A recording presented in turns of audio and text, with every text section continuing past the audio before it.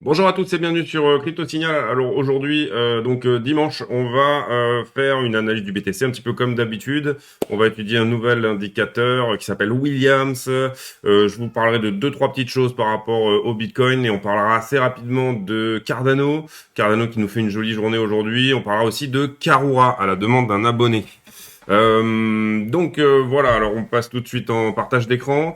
Qu'est-ce qui se passe sur BTC? Bon bah on est sur un week-end relativement calme. Vous voyez les volumes là ici sur le côté, hein, c'est un petit peu normal le week-end. Néanmoins, bon, on est plutôt à la hausse.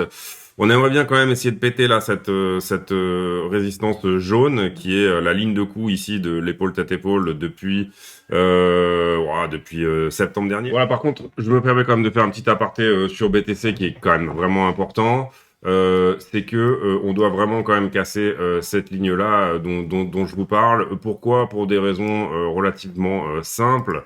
C'est que si on passe en weekly, on peut voir effectivement la création de cette épaule tête-épaule là, vous voyez, qui se trouve ici, d'accord? Épaule, tête, épaule. Et ça me paraît vraiment important qu'on clôture au-dessus de cette ligne pour invalider la figure là ici. C'est-à-dire que, en fait, vous prenez toujours la plus grosse unité de temps dans laquelle vous pouvez identifier la figure. Là, en l'occurrence, c'est weekly. Et il faut éviter d'avoir une bougie entière sous le point de validation de la figure. Là, le point de validation de la figure, c'est la ligne de coup de l'épaule tête-épaule qui se trace en mettant un rayon d'une aisselle à l'autre aisselle, d'accord? Et là, il faut vraiment essayer d'invalider cette figure en repassant ici avant ce soir. Donc une clôture weekly au-dessus de cette ligne nous donnerait en fait une forme d'invalidation et la confirmation que tout ceci sous cette ligne-là est un fake-out. Clôturer en dessous et faire une bougie complète sous la ligne nous donnerait un signal que cette figure est potentiellement valide. J'ai fait pas mal de vidéos sur cette figure et vous savez que ici on n'a pas une bougie pleine là, c'est juste une mèche, donc effectivement ça invalide un petit peu cette figure. Le rapport entre ici la tête et l'épaule, il est à peu près 2,20, donc c'est correct. Normalement, on cherche plutôt un rapport entre 1,1 et entre 1,5 et 2 pour avoir un bon rapport. Bon là, il est un petit peu au-dessus, mais elle reste quand même relativement correcte, sauf cette mèche là ici qui nous construit la tête et l'épaule gauche, qui n'est qu'une mèche, donc c'est un petit peu une chasse au stop. Donc à voir si voilà cette figure est vraiment valide. Néanmoins, elle a vraiment des targets qui sont sales, c'est-à-dire 27 000 ici, et une target vraiment minimale autour des 14 000 $. Cette target-là, en probabilité statistique, on va dire, donc c'est en fait des gens qui étudient ces figures-là et qui vont ensuite les replacer aller compter 7, 8, 900 figures de ce type-là et qui vont donner des statistiques et des probabilités, on va dire que cet objectif-là a 70% de chances d'être fill et cet objectif-là a 63% de chances d'être fill en termes d'épaule tête-épaule. Voilà, c'est ce qui se dit en probabilité. Donc faites un petit peu attention à ça quand même. Ce soir à 1h du matin, on aimerait beaucoup clôturer au-dessus de cette ligne, histoire d'invalider l'histoire. En tout cas, au moins pour une semaine, de pas traîner trop en dessous de cette ligne jaune. Ensuite, la prochaine ligne à venir péter, ça sera ici la rouge qui est là en trétillé, que vous voyez, qui est le 0,382 depuis mars 2020, de laquelle je parle souvent aussi dans mes vidéos et qui permettra de nous dire qu'on va réamorcer une tendance haussière si jamais on la repasse. En tout cas, signal très bullish si jamais on repasse cette ligne. Voilà, je termine cet aparté-là qui me paraissait importante à préciser au niveau de cette figure d'épaule tête épaule. Merci à toutes. Donc à partir de là, voilà, je pense qu'on a fait le tour sur BTC. Rien de bien spécifique en ce moment. On va aller rapidement regarder le carnet d'ordre, toujours rien qui n'a bougé. On va aller rapidement regarder l'order flow. On voit qu'ici on est plutôt sur des longueurs là, sur ce fort rebond. Il y a eu un léger pump en ce moment là, en début de journée, et donc plutôt des longueurs qui sont rentrées, même s'il y a eu un gros pic de shorter ici. Vente de BTC au spot, pas vraiment. On latéralise. Les spreads sont toujours négatifs. Rien de foufou aujourd'hui, les options on va pas les faire, les liquidations, je sais qu'il y a pas mal de gens que ça intéresse, donc on va les regarder. Et puis après, on passera directement à Williams. Donc les liquidations, bah, on voit que juste au-dessus, là, ici, on a quand même un petit peu plus de shorters à court terme. Vous savez que le week-end, le marché est très market maké et on a un peu de choses près du prix à venir chercher là. Donc pour moi, on se dirigerait plutôt vers le haut, d'autant plus qu'on est repassé en delta positif en faveur des shorters. C'est-à-dire qu'on a plus actuellement de shorters au-dessus que de longueurs. Donc on pourrait revenir resetter le delta aujourd'hui en continuant cette petite hausse et éventuellement en allant jouer avec les 44 000. Voilà, c'est ma vision du moment. À court terme pour ce dimanche. Le dimanche, comme je vous dis, tout est très market maké, donc on pourrait voir ça. On va pas aller faire les news aujourd'hui parce que c'est dimanche. Sachez que demain, les marchés seront fermés puisque c'est férié aux États-Unis demain la journée. Donc enfin, les marchés américains seront fermés. Par contre, on aura quand même la session asiatique ce soir. Euh, à partir de là, donc on a fait le BTC. Je vais vous présenter Williams. On va l'utiliser sur le BTC puisque je pense que bah, c'est pas mal. Justement, on a justement là un bon signal, donc c'est très bien. Alors comment on utilise William? William, en fait, il y a cette bande verte là, vous voyez au milieu. Je vais peut-être utiliser du coup les dessins. Vous avez cette bande verte au milieu là ici. Ça, c'est borné, d'accord? Williams, il va de 0 à -100, ok? C'est un indicateur qui a été créé par Williams, hein, c'est écrit, c'est dans le nom, tout est dans le nom, et qui en fait nous dit si jamais on est bloqué, on va dire, dans une zone de surachat, comme ça peut être ici, ou alors bloqué dans une zone de survente, comme ça va être ici, d'accord? C'est un petit peu comme le RSI. L'idée ici, c'est pas vraiment de se dire oulala dans ce type de zone là, oulala attention on est en surachat, on est en surachat. Vous voyez qu'on peut y rester pendant un moment. Et si je vous montre ce que ça donne sur le prix, et là du coup je vais peut-être virer les autres indicateurs, ce sera peut-être un petit peu plus clair. Et puis vous mettre le prix voilà dans son ensemble. Voilà, là ce sera beaucoup mieux. Donc ce que je vous disais, c'est que du coup on va virer ça. Ici on était en zone de surachat, mais vous voyez que le prix a quand même continué à monter pendant longtemps, quoi. Ce qui nous intéresse plutôt sur Williams, c'est le moment où on repasse dans cette bande verte. Voilà, vous comprenez que l'idée sur Williams, c'est vraiment de comprendre qu'on sort de cet état ici de stupidité, là, toute cette zone de stupidité. Mais on pourrait y rester pendant 6 mois hein, dans cette zone-là, c'est pas du tout un problème, d'accord? Donc on sort de cet état de stupidité, ça c'est un signal de vente, ok? Ça veut dire que on va sûrement aller faire un tour vers le bas. Vous voyez que c'est assez clair au niveau des signaux. Williams a très peu de ce qui s'appelle des fail swings, c'est-à-dire des moments où il s'arrête au milieu. Il a d'ailleurs été créé pour ça. Donc là, on peut dire ah bah c'est bien en fait, le prix va continuer à monter parce qu'on est toujours dans l'état de stupidité. Ici, on avait un petit signal de vente, vous voyez ici. Là, je suis en daily. Et ici, on avait un signal que William retournait dans son état de stupidité. Donc c'est un indicateur qu'il faut pas prendre à la lettre, mais néanmoins, il peut donner des bonnes, comment dire, des bonnes idées sur où en est le marché et où est-ce que éventuellement il peut aller. Il y a aussi toujours sur William, et c'est ça qui est intéressant, donc là vous voyez qu'on rentre dans la bande normale, on va dire. Ici, on a un échec d'aller dans l'état de survente, donc ça c'est plutôt un bon indicateur aussi, ça veut dire ah bah non en fait on veut vraiment pas y aller, et par contre là on s'enfonce et on y va. Le fait que ici on passe un tout petit peu de temps, vous voyez que c'est juste un point et on ressort, ça s'appelle un fail swing, c'est-à-dire que Williams n'arrive pas ici à passer du temps dans cette zone basse. Et là, on prend l'exemple ici. Quand Williams, ici, sort de son état d'enfoncement, ce qui est le cas d'abord une première fois ici et une deuxième fois ici, d'accord, c'est un signal que ce mouvement baissier ne va pas durer. Ok. Et c'est d'ailleurs ce qui s'est passé. Vous voyez qu'on est tout de suite remonté ici en zone de surachat, en zone de stupidité pour Williams. Donc ici, on est en stupidité, d'accord, et là, on est en état d'enfoncement, ok. Après, bah, c'est pareil, on peut regarder aussi dans l'autre sens. Et moi, je trouve que c'est ça qui est intéressant, c'est aussi beaucoup les fail swing.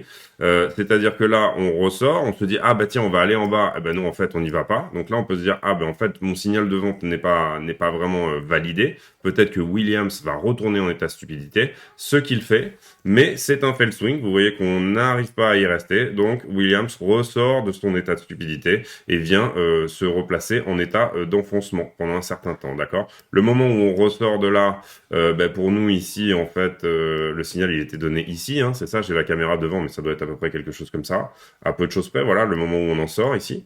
Et puis là, effectivement, Williams, par cette hausse de prix, revient faire un tour en état de stupidité, mais c'est un fail swing, vous voyez qu'il arrive même pas à y passer ne serait-ce qu'une journée. Il redescend. Donc là, ça vient nous dire que ce mouvement-là à la hausse va s'arrêter très vite. D'accord? C'est un fail swing. Dans les grosses phases Oui, et voilà, et donc j'en arrive là ici, et j'espère que cette vidéo sera pas trop longue, on est déjà à 6 minutes, mais ici, donc on était en état d'enfoncement, Williams c'est vraiment en état de survente, et vous voyez qu'on vient de sortir ici de cet état de survente sur ce petit rebond là.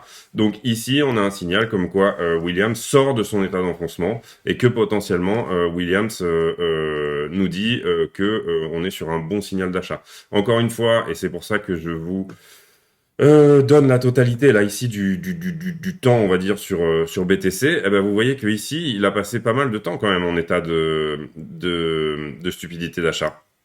D'accord? Il y a eu des fail out là comme celui-là ici et ici. Donc vous pouvez vous dire qu'à moins 50 vous avez la confirmation que peut-être on va vers une baisse assez significative.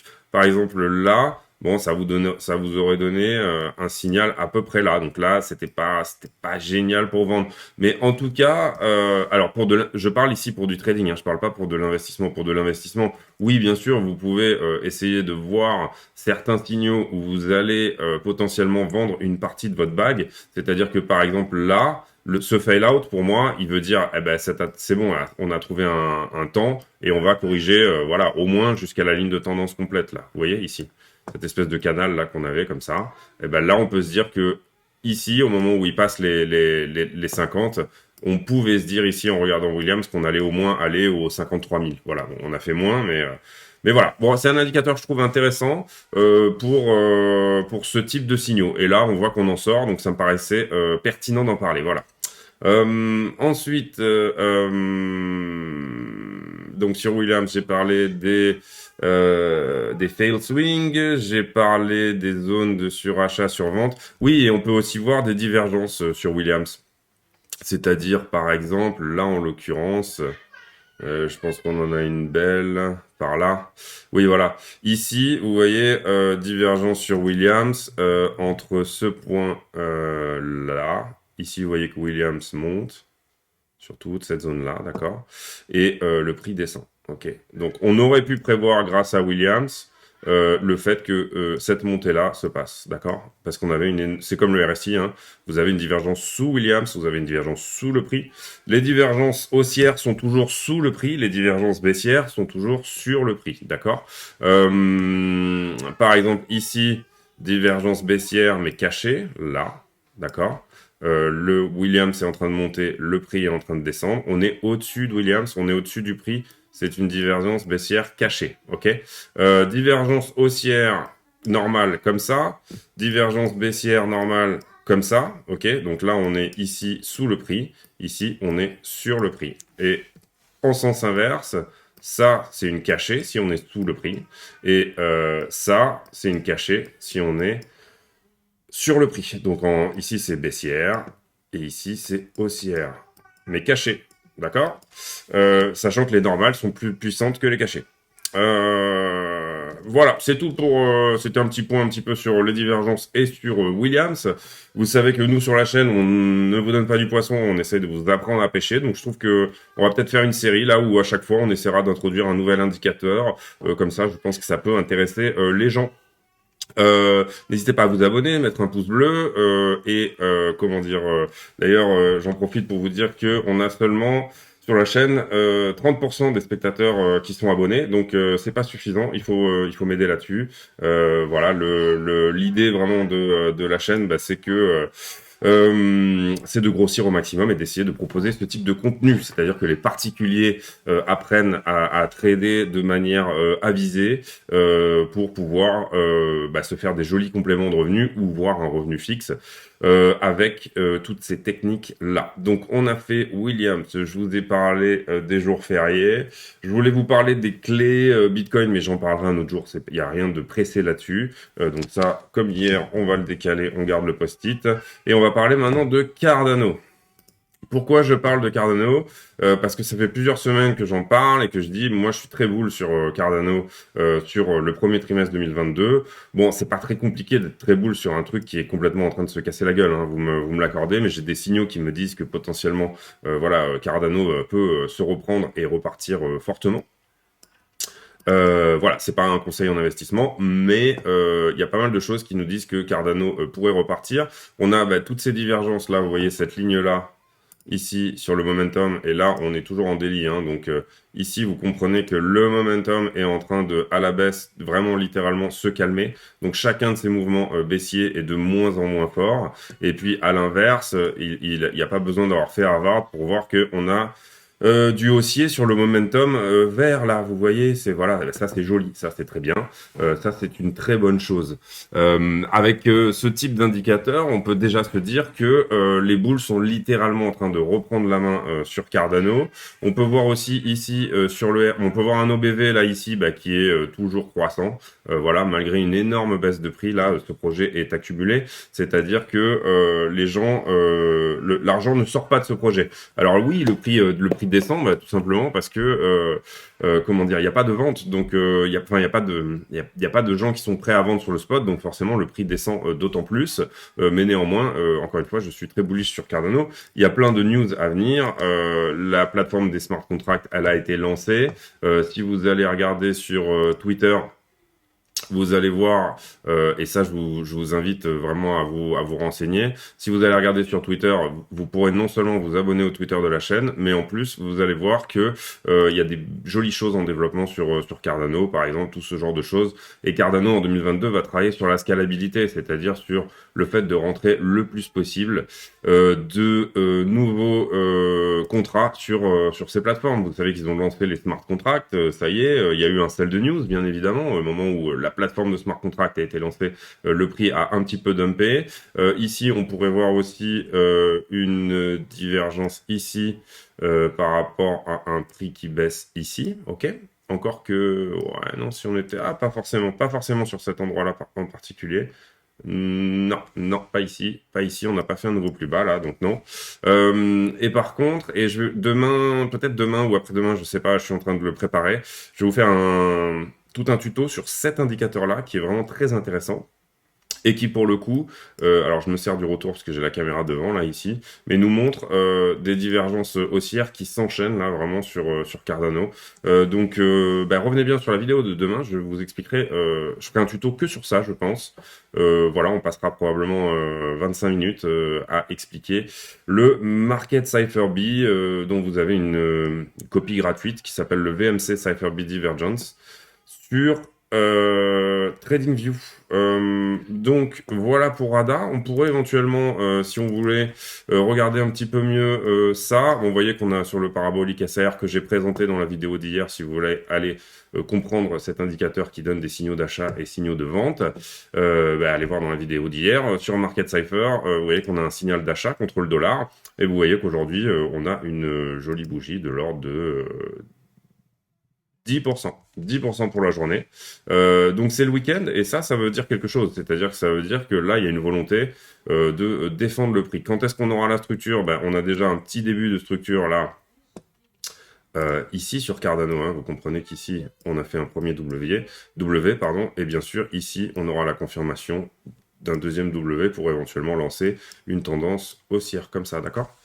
Donc voilà, je l'ai dit vraiment depuis le début de la chaîne, je dis que je suis très bull sur Cardano, et Cardano continue de baisser, et vous voyez que la zone d'accumulation actuelle, elle est ici, hein, d'accord, là vous avez un support au 1$, et on ne devrait pas voir Cardano sous les 1$, en tout cas sur ce bull run là.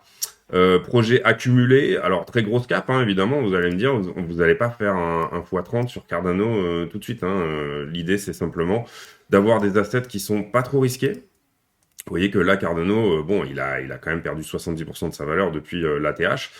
Donc, pas trop risqué, je m'entends, hein, évidemment, mais des assets qui, en tout cas, ont des bonnes chances d'être un petit peu la blockchain de demain. Cardano, l'avantage, c'est que c'est un projet qui est plus ou moins quand même fait pour les développeurs. Alors, il est compliqué apparemment à développer, il n'est pas très développeur friendly, mais il est vraiment pensé par des développeurs et c'est un projet qui prend son temps. C'est-à-dire que c'est un projet qui prend vraiment le temps de développer les choses d'abord. Ils ont d'abord mis un énorme accent sur la sécurité et pour moi, avec Stellar, ça sera les gros projets un petit peu institutionnels, c'est-à-dire les choses dans lesquelles éventuellement les États pourraient mettre de l'argent et avec aussi une sorte de vertu pour le tiers-monde et une vertu environnementale et écologique. Cardano est très basé sur on va dire le monde de demain, voilà, des choses quand même assez, comment expliquer? Voilà, avec des narrations qui peuvent éventuellement être vertueuses, que ce soit en communication ou que ce soit aussi, comment dire, vous avez le sentiment de faire un investissement qui est vertueux, voilà, de pas être, de rentrer dans un projet qui a de la vertu, voilà. Bon, bah voilà, c'est pas la première fois que Cardano nous fait des belles bougies vertes comme ça aussi, hein, donc je suis pas en train d'appeler au à l'achat massif. Néanmoins, ça fait plaisir de voir que ce projet que moi je soutiens depuis maintenant plusieurs années, mais aussi, aussi sur la chaîne depuis plusieurs semaines, il reprend des couleurs et il y a quelque chose qui est en train de se passer. L'avantage aussi, c'est que la plateforme de smart contract ayant été lancée il y a très peu de temps, on va avoir des news hein, sur tout le premier trimestre 2022. Il va y avoir énormément de news qui vont sortir sur Cardano. Je pense qu'on a fait le tour. On pourrait éventuellement aller voir, je suis à 17 minutes, oui. On pourrait éventuellement aller voir ADA contre BTC pour voir si en ce moment on est en train de repartir sur le fait de surperformer BTC. Donc on va aller sur Coinbase, voilà. Et là, vous voyez qu'on a une jolie structure de bottom. Là, un round bottom qui est en train de se former. Alors, il pourrait potentiellement être appelé à être retesté. Et en général, sur ce type de round bottom, alors, c'est pas forcément une très bonne manière de déterminer des targets, mais c'est comme ça que font les chartistes. Si jamais on recroise ici ce niveau-là, là, celui-là, on peut estimer que Cardano va venir... Hop, excusez-moi.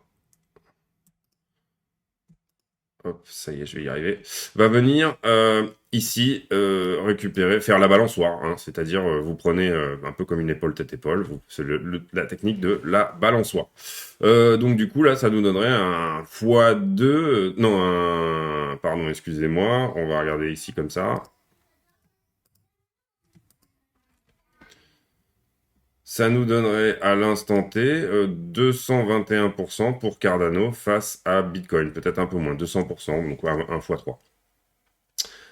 Voilà pour Cardano face à Bitcoin. Voilà, bien sûr, cette structure de bottom, elle est pas confirmée. Hein. Vous êtes d'accord avec moi que il va falloir attendre que ça se développe un petit peu. Mais là, vous voyez que depuis quelques jours, on fait quand même, ouais, voilà, encore une fois, du 10% de plus que Bitcoin, hein, quelque chose comme ça.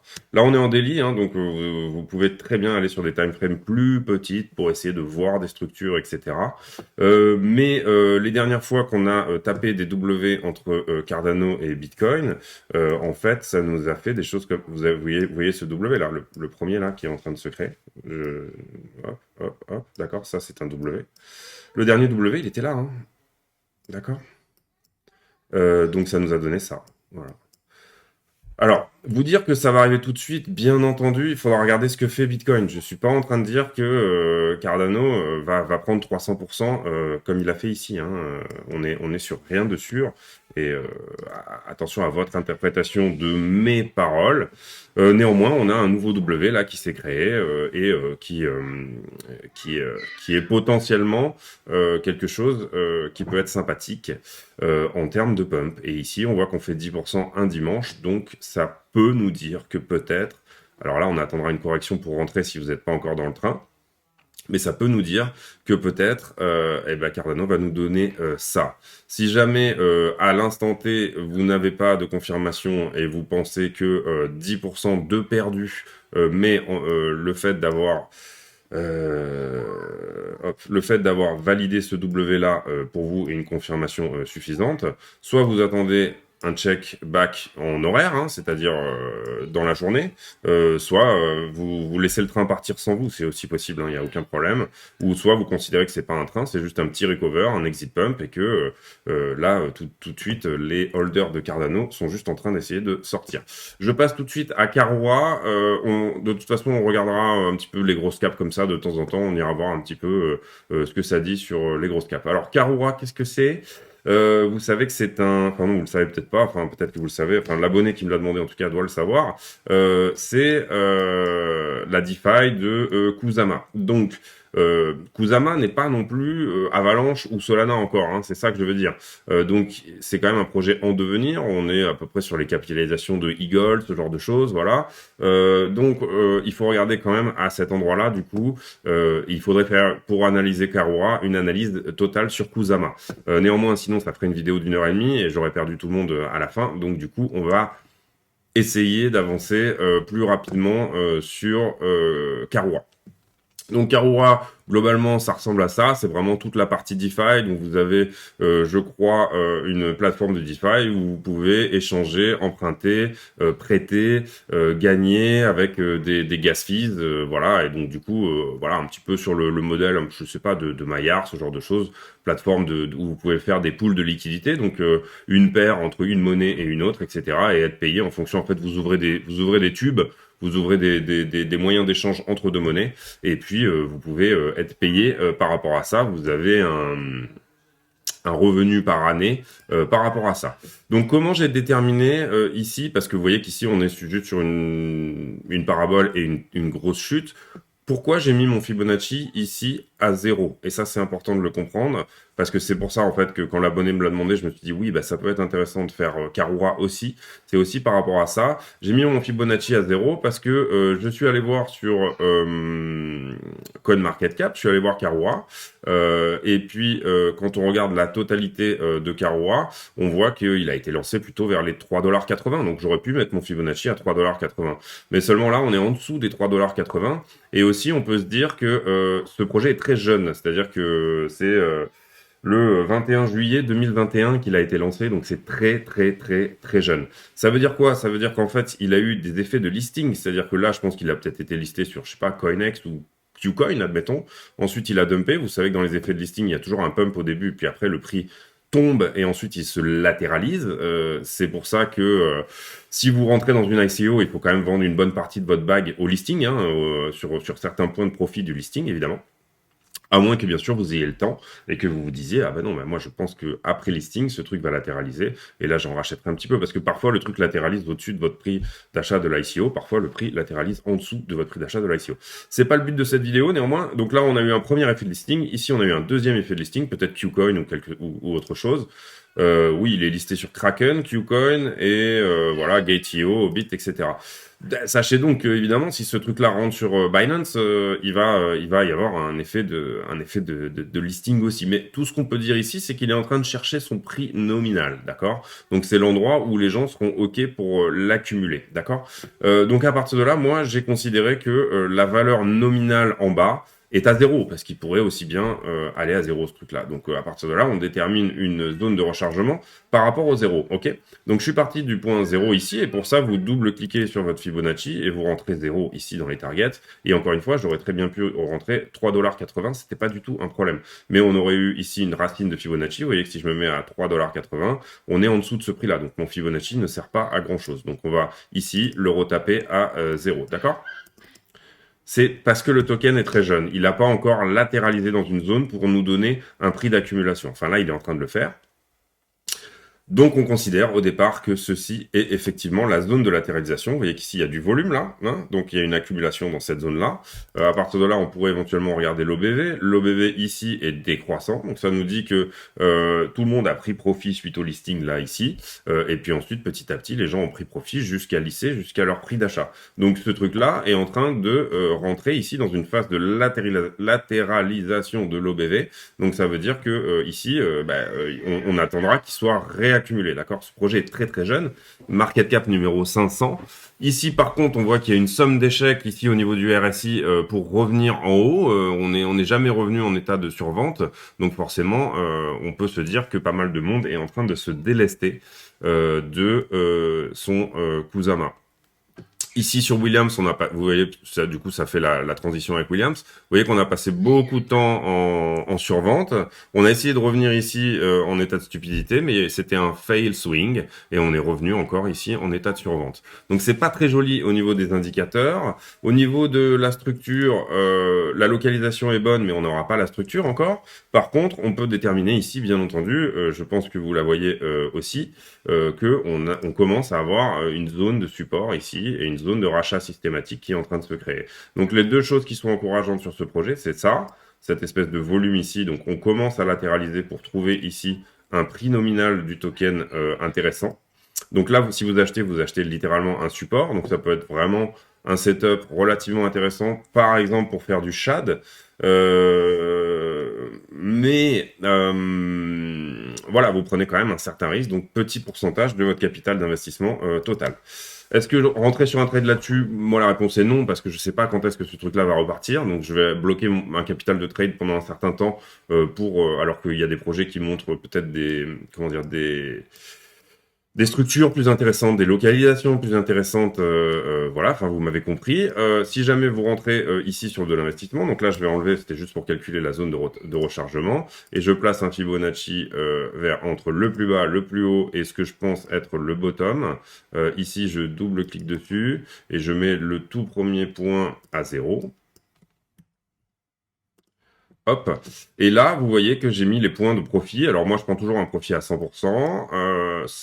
161,8, 2,618, 3,618 et 4,236. Ça, c'est mes points de profit à moi habituels. Ce projet-là est 500e, donc on va aller calculer ici au niveau market cap.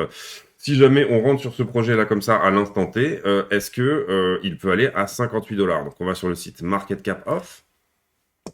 Et Market Cap Off qui nous dit que si jamais Karura devait être à 54 $, il devrait prendre la place de Compound, qui lui-même est centième en Market Cap. Donc il devrait passer de la 560e place à la 100e place. Pour moi, tout ça est très lié à l'écosystème Kusama. Et est-ce que l'écosystème Kusama va pumper? Donc je vous emmène sur CoinGecko, je vous montre Kusama, je vous montre la chart totale de Kusama. Et puis on se demande, et du coup il faudrait refaire une analyse entière de fondamentaux. De fondamental, etc., sur toute la blockchain Kusama. Alors, je connais pas très bien Kusama, donc du coup, je vais pas développer ici. Néanmoins, ce qu'on peut regarder ici sur la chart, c'est qu'on a quand même un double sommet. On a quelque chose qui a eu du fort volume ici et beaucoup moins de volume ici. Par contre, ici, il y a eu pas mal de volume. Et globalement, on n'est pas loin de la chart un peu du Bitcoin, je trouve. Enfin, en tout cas, voilà, un triple sommet ici, un grand creux cet été. Et puis ensuite, on rattaque fort avec le Bitcoin, etc. Donc, on sait que Kusama devrait théoriquement suivre Bitcoin. Néanmoins, ici, Bitcoin avait fait un nouvel ATH et il y a eu un échec de Kusama de lui-même faire son nouvel ATH. Donc, grosse hype au départ. Ensuite, potentiellement, réaccumulation, exit pump, mais on ne sait pas. Et depuis, Kusama est en train de fortement descendre avec notre ami le BTC. Donc, pour moi, c'est possible d'investir là-dessus. C'est possible de penser, et vous avez vu que on est sur du x20 ici en haut, hein, donc bien entendu, ça peut être un investissement très juteux. Par contre, ça veut dire que vous êtes très bien renseigné sur Kusama. Vous savez que Kusama va être la nouvelle narration de 2022, que ça sera lui aussi. Enfin, pour moi, quand vous investissez là-dessus, vous investissez vraiment sur Kusama. Hein. Voilà, donc là, vous voyez qu'on est sur du 1780%. Donc, c'est possible ici de peut-être, par exemple, faire un DCA, essayer de regarder si on casse pas cette trendline, si on recasse cette trendline ici vers le bas, ça serait pas très bon. Là, vous voyez qu'on est de l'autre côté de la trendline. Et peut-être éventuellement aussi, excusez-moi, du coup, un peu, hop, attendre ici qu'un W se crée, hein, bien entendu. On n'a pas la structure là, donc on attendra ce point-là. D'accord? Donc moi, je vais mettre une alerte parce que ça m'intéresse toujours de voir si les coins placent leur structure. Je mets une alerte ici, j'attends un petit peu. Éventuellement, les plus téméraires pourront mettre un point d'achat ici, là. Vous voyez qu'on va pas tarder à le toucher. Néanmoins, pour moi, cette droite de support, elle a été touchée une fois, deux fois. Alors, il faudra regarder dans le passé. Par contre, c'est quasiment le prix de listing. Ça a été listé autour des 3,80 $ et là, on est au 3,08 $. Donc, on est en dessous. Peut-être qu'il y a des gens qui avaient fait, qui ont acheté au listing ou qui avaient fait l'ICO. Je sais pas à combien est sorti l'ICO, mais si le token a été sorti à 3,80, ça veut dire qu'on était dans ces eaux-là. Qui protègent leur investissement là à partir de là. Donc, ils en rachètent systématiquement à 3,80 $. D'accord? À voir si ce support-là il tient, et puis à voir ce que nous donne Kusama en fait. C'est un peu ça l'idée totale du projet. Donc voilà, on a terminé sur Karura. il y aurait bien entendu des analyses plus poussées à faire. C'est tout pour moi aujourd'hui. J'espère que cette vidéo vous a plu. Bon, vous voyez qu'il n'y avait pas beaucoup de Bitcoin, il n'y avait pas beaucoup de sentiments, mais il y avait quand même des petites choses intéressantes à voir. Demain, potentiellement, soit ça sera un tuto sur la plateforme FTX, soit ça sera un tuto complet sur, comme c'est férié les marchés demain, peut-être qu'il n'y aura pas trop d'actions, encore que c'est possible que le soir ça parte pour moi, mais bon voilà, on verra. Et puis donc on fera ça, potentiellement tuto sur Market Cypher ou potentiellement aussi tuto sur la plateforme FTX. N'hésitez pas à vous abonner, mettre un pouce bleu, etc. Si vous avez réussi à regarder cette vidéo jusqu'à la fin qui fait 32 minutes, mettez-moi en commentaire le dernier pays que vous avez visité, le dernier pays dans lequel vous êtes allé en voyage. Faites-nous rêver, donc allez-y, le Limousin, Poitou-Charentes, tous ces beaux endroits, voilà, qui peuvent nous faire rêver. Si jamais vous êtes allé au Havre, bah, mettez quelque chose de plus exotique, mais voilà, encore que j'aime beaucoup le Havre, c'est une ville où il y a beaucoup d'âme. C'est tout pour moi aujourd'hui, je vous souhaite une excellente journée, excellente fin de week-end, on se retrouve demain pour une analyse peut-être plus poussée sur le BTC, si jamais le prix a bougé, on espère que ça sera le cas. Merci à tous et bonne soirée. Ciao.